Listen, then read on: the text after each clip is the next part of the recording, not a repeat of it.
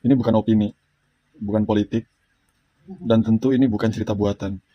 Semua yang ada di sini itu berasal dari arkeologi, linguistik, dan genetika.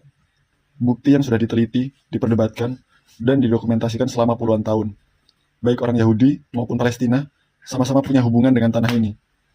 Tapi setiap hubungan itu punya cerita awal, dan catatan sejarah yang menunjukkan di mana awal itu dimulai. Orang-orang ini suka cerita sederhana, yang benar dan yang salah, yang asli dan pendatang, yang baik dan yang jahat. Tapi, tanah yang kita kenal sebagai Israel dan Palestina, dia tidak berbicara dalam hitam putih. Ia berbicara dalam lapisan waktu.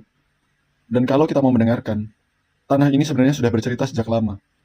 Jauh sebelum dunia modern, sudah ada bangsa Kanaan, bangsa Semit dari zaman perunggu yang membangun kota berdinding seperti Megiddo, Hazor, dan Jericho di antara tahun 2000 sampai 1200 sebelum Masehi. Mereka berdagang dengan Mesir, menulis dengan bahasa mereka sendiri, dan tinggal di lembah serta bukit yang masih memakai nama mereka sampai hari ini.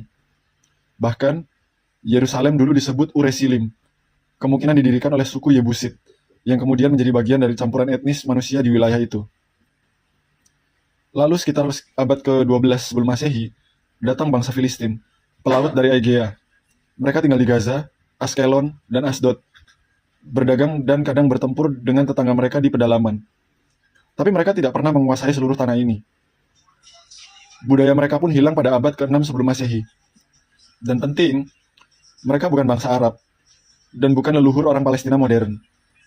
Berabad-abad kemudian, Romawi memakai nama mereka, Filistia, lalu mengubahnya menjadi Palestina untuk menyebut wilayah tersebut setelah bangsa Filistin sudah lama punah. Sementara itu di perbukitan, muncul cara hidup baru. Desa-desa kecil tumbuh dengan tanah dan tembikar yang sama seperti bangsa sebelumnya, tapi dengan kebiasaan yang berbeda. Mereka tidak makan babi, menulis dengan bahasa Ibrani awal, dan menyembah satu Tuhan. Ini bukan penjajahan dari luar, tapi perkembangan dari dalam. Teolog seperti William Dever menyebutnya sebagai lahirnya bangsa Israel, yang muncul dari tanah ini sendiri, bukan dari tempat lain. Menjelang abad ke-9 sebelum Masehi, mereka sudah menjadi dua kerajaan, Israel di utara dan Yehuda di selatan. Prasasti Merneptah dari Mesir sekitar tahun 1208 sebelum Masehi sudah menyebut bangsa Israel sebagai bangsa yang tinggal di Kanaan. Catatan Asyur juga menyebut nama raja-raja Israel.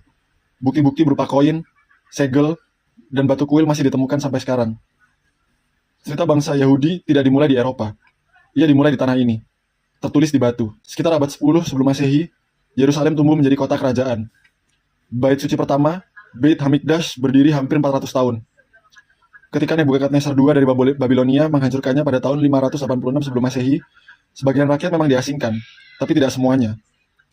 Catatan Babilonia dan Persia menunjukkan bahwa banyak yang tetap tinggal dan membangun kembali ladang dan keluarganya. Beberapa dekade kemudian, sebagian kembali di bawah Raja Siprus Agung, dan bait suci kedua berdiri pada tahun 516 sebelum Masehi. Kehidupan Yahudi terus berlanjut selama 6 abad sampai Romawi membakarnya pada tahun 70 Masehi. Bahkan setelah itu desa-desa Yahudi masih bertahan di Galilea dan Yudea.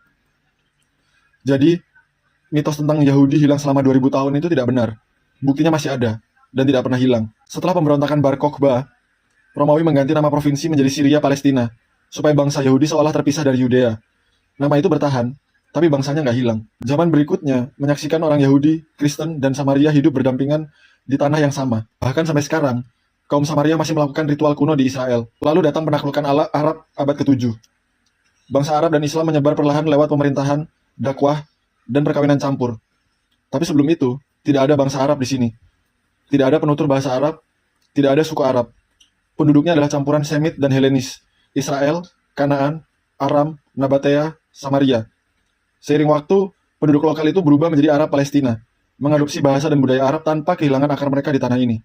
Keterikatan mereka nyata, tapi itu hasil kesinambungan sejarah, bukan asal mula pertama. Di bawah kekuasaan Islam dan Ottoman, komunitas Yahudi tetap ada di kota-kota seperti Tiberias, Safed, Hebron, dan Yerusalem. Menjelang tahun 1800-an, orang Yahudi sudah menjadi mayoritas di Yerusalem, tercatat dalam laporan Inggris. Sementara keluarga-keluarga Palestina Arab juga tinggal di sana selama berabad-abad, sebagai petani, pedagang, dan penjaga tanah yang sama. Pada masa British Mandate, tahun 1917 sampai 1948, istilah Palestina digunakan untuk semua penduduk di sana, baik Arab maupun Yahudi. Migrasi Yahudi pun meningkat.